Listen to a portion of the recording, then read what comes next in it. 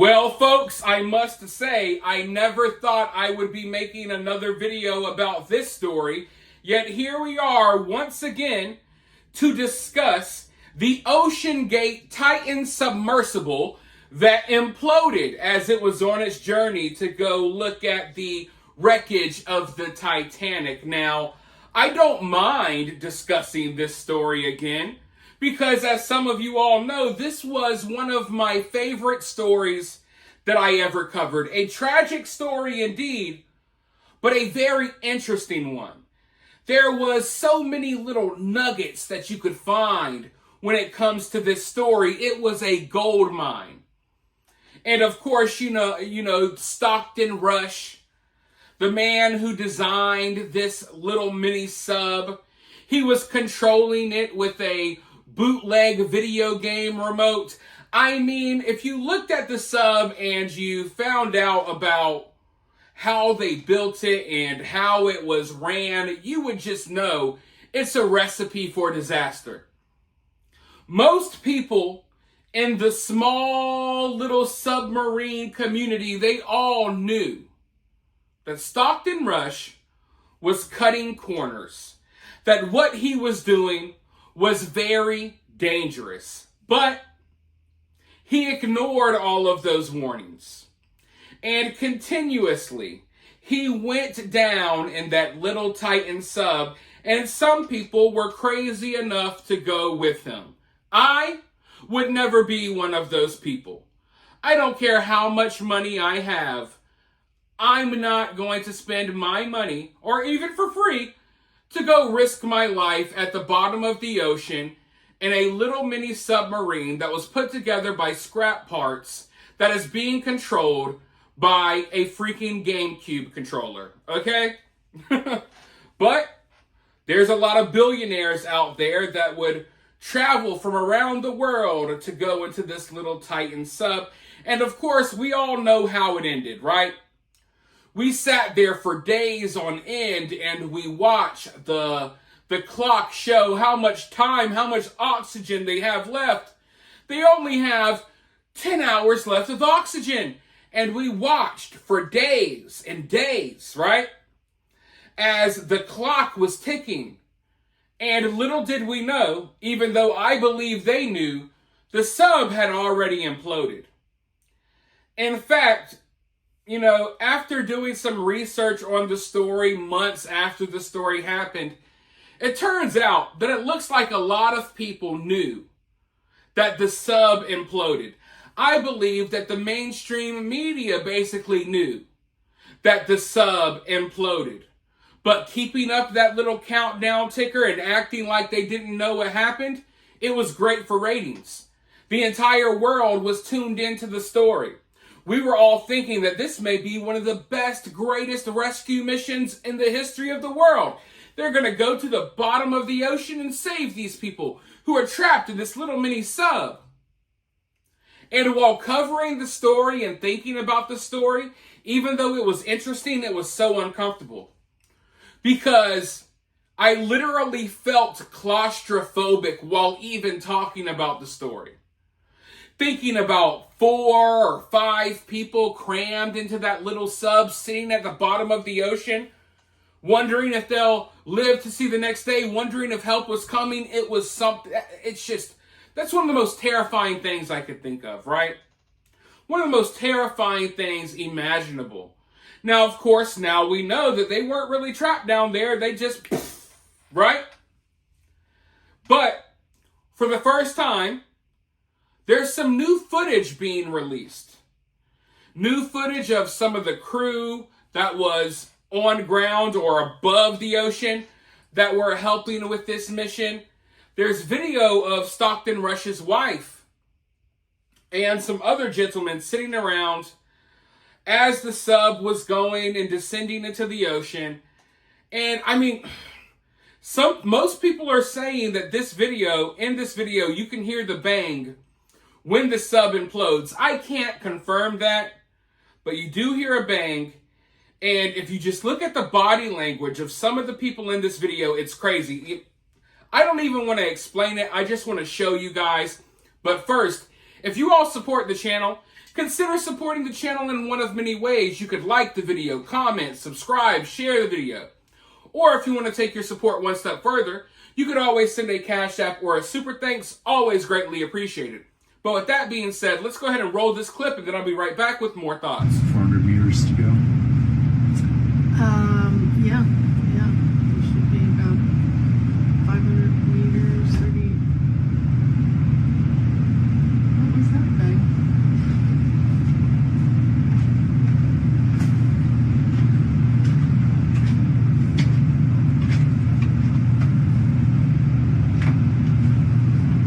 Drop 2 weights. Tighten, drop 2 weights. Copy. Tighten, drop 2 weights.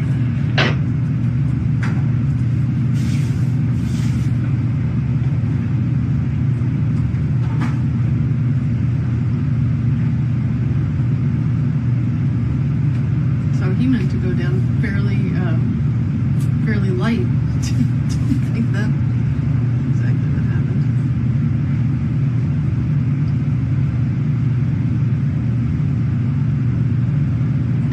Wingspan, platform. Go ahead, platform.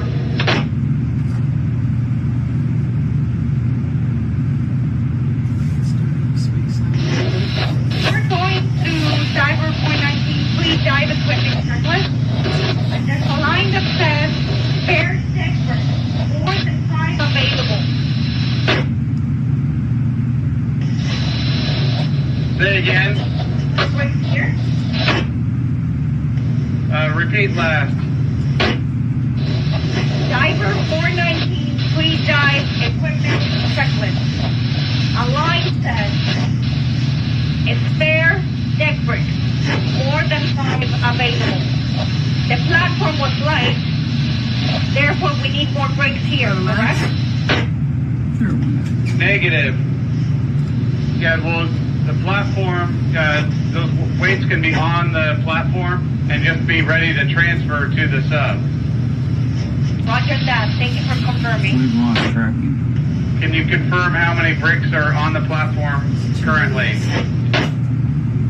Now, because of the glare in the video, it's hard for me to really get a solid read on the facial expressions and the body language of Stockton Rush's wife. But in some moments, it looks like she's kind of smiling.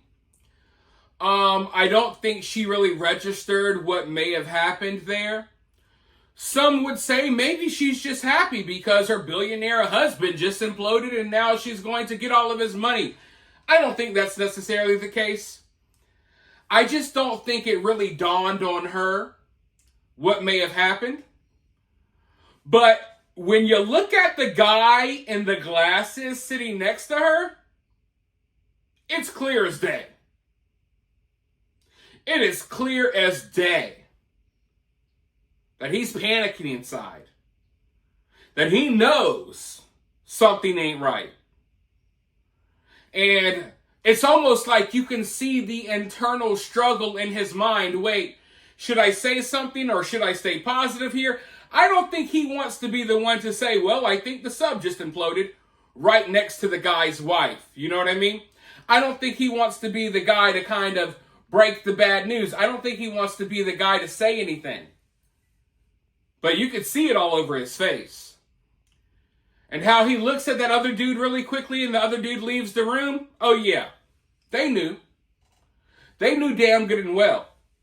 Because most of the people around Stockton Rush, even the people working with him closely, they knew that he was cutting corners. They knew that he was using metals and materials for this sub that wouldn't be capable of doing what they wanted the sub to do. They were using materials to make this sub that could not withstand the pressure of being that far beneath the ocean. I can't remember every single detail, but if you go back and watch the dozens of videos I put out about this, he cut so many corners. And everyone knew. And it's sad because the warning signs were there, but many said that Stockton would kind of be an ass.